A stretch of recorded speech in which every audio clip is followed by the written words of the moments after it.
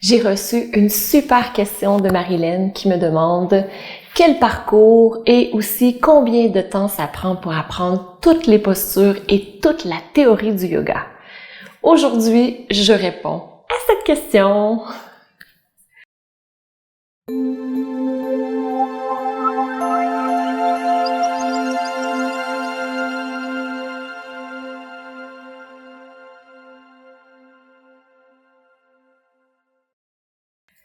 Namasté. Je suis Maryse Lehoux, fondatrice de Diva Yoga, accompagnée de ma superbe assistante Léa, que je sais que vous adorez. Faites un petit coucou à Léa dans les commentaires ci-dessous. Cliquez j'aime si vous aimez que Léa soit là. De toute façon, soit qu'elle est dans une pièce, seule et abandonnée, ou encore qu'elle est avec moi sur le tapis. Donc j'ai préféré qu'elle soit ici avec moi, n'est-ce pas, ma belle Léa? Donc j'ai trouvé la question de Marilyn super intéressante, trouvez-vous? C'est quel parcours on a besoin de faire et aussi combien de temps ça prend pour apprendre toutes les postures et apprendre toute la théorie liée au yoga.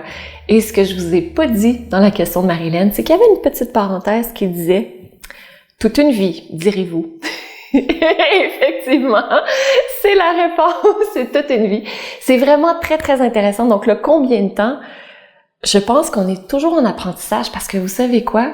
On touche à l'être humain et à l'être spirituel. On est constamment en découverte de soi. Donc, on atteint certains plateaux, on laisse aller des choses, on atteint d'autres plateaux, on lâche prise, on se découvre encore, on lâche prise à nouveau, on découvre une autre relation qu'on a par rapport à la nature, à l'environnement, au cosmos. Et il y a autre chose qui se développe. Nos relations avec les autres continuent de croître, de grandir, de se terminer, de recommencer. Donc, il y a toujours plein d'apprentissages parce que le yoga, souvent, on voit que c'est juste des postures physiques. C'est tellement pas ça. C'est tellement pas ça, le yoga. Le yoga, c'est comment j'agis dans la vie, c'est comment j'agis envers moi-même. C'est bien sûr les postures de yoga, mais c'est aussi l'énergie que je conserve à l'intérieur de mon corps. C'est comment je peux me concentrer, comment je peux me connecter avec quelque chose ce qu'il y a de plus vrai à l'intérieur de moi et ce qu'il y a de plus vrai aussi à l'extérieur de moi, qui fait partie de l'intérieur de soi. Parce qu'il y a quelque chose de très intéressant en Ayurveda, en médecine indienne traditionnelle, qui dit que le microcosme se retrouve dans le macrocosme et le macrocosme se retrouve dans le microcosme. Donc, super intéressant comme concept, mais c'est la même chose parce qu'on touche à l'être humain. Donc, aussi, ce que je veux partager, c'est, selon la tradition du yoga, il y aurait 84 000 postures de yoga. Donc, combien de temps ça prend pour toutes les apprendre? Beaucoup de temps. Beaucoup de temps. Et il y a des postures qui représentent toutes sortes de choses, donc qui représentent le monde animal, les phénomènes, qui représentent des outils qu'on a créés aussi comme être humain. Je pense entre autres à la charrue, par exemple, des manifestations de sages, des dieux hindous surtout. Donc, il y a 84 000 postures avec lesquelles on peut connecter. Il y en a qui sont plus importantes que d'autres, bien entendu, mais c'est de démontrer à quel point c'est vaste. On a les végétaux aussi, donc je pense entre autres au lotus. Aussi, quel parcours, donc dans la question de Marilyn, quel parcours nous permet de connaître toute la théorie, de connaître toutes les postures? C'est une question que j'aime beaucoup, parce que souvent on se dit, ce qui est le plus important, c'est la théorie. C'est ça qui est le plus important, j'ai besoin de comprendre. Alors que dans les faits avec le yoga, c'est pas ça qui est important. Ce qui est primordial, ce qui est supérieur à l'étude intellectuelle, c'est l'expérience, c'est qu'est-ce qu'on va vivre.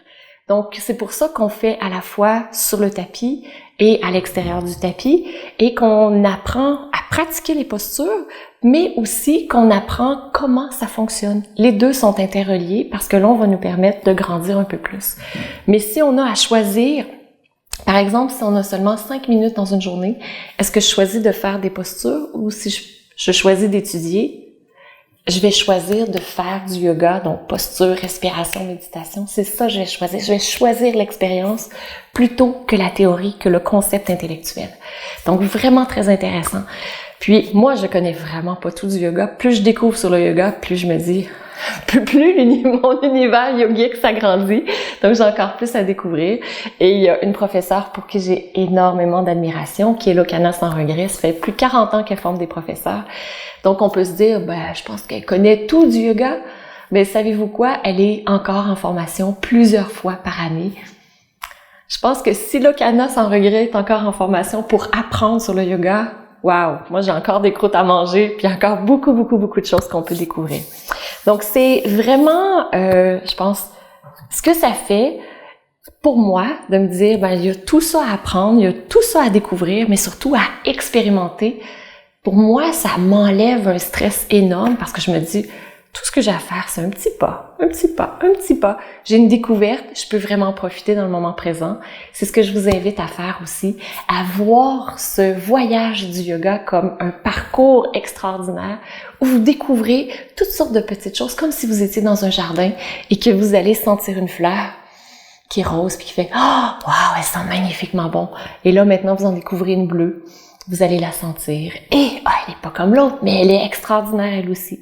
Et là, vous allez en trouver une qui a des gros pics un peu partout. Vous allez la sentir. Ah, celle-là sent rien. Mais vous la regardez et vous dites, oh, mais elle est très artistique. Elle se déploie d'une façon différente. Donc, chacune de ces fleurs a ses caractéristiques qui lui sont propres et chacune de nos expériences de yoga aussi. Et c'est ce qui fait, je pense, la beauté du yoga parce que c'est un monde dans lequel on peut continuellement explorer, approfondir, expérimenter. Il y a toujours à découvrir.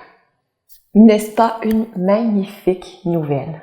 Donc, merci beaucoup, Marilyn, d'avoir posé cette question parce que elle a permis d'avoir cette discussion. Et si vous avez des questions, j'aime beaucoup répondre à vos questions. Je réponds à des questions sans toujours nommer les gens, mais écrivez dans les commentaires ci-dessous c'est quoi votre question et ça me fera un grand plaisir de vous répondre. Et si vous n'avez pas de questions, dites-moi comment vous vous sentez par rapport à ce voyage qui peut être infini.